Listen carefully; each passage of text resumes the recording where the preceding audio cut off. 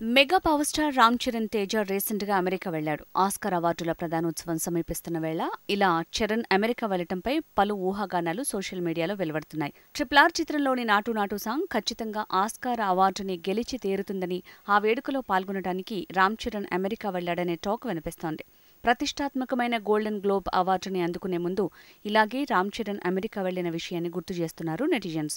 అంతేకాదు ఈసారి Hollywood critics association award వేడుకలోనూ చరణ్ సందడి చేయబోతున్నాడు అని తెలుస్తోంది.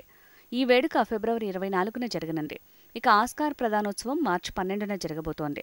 ఈ రెండూ ప్రపంచవ్యాప్తంగా ఎంతో ప్రతిష్టాత్మకమైనవి. అలాంటి ఈ రెండు వేదికలపైన సందడి చేయటానికి రామ్ చరణ్కి ఆహ్వానం అందింది అనే టాక్ వైరల్ అవుతోంది.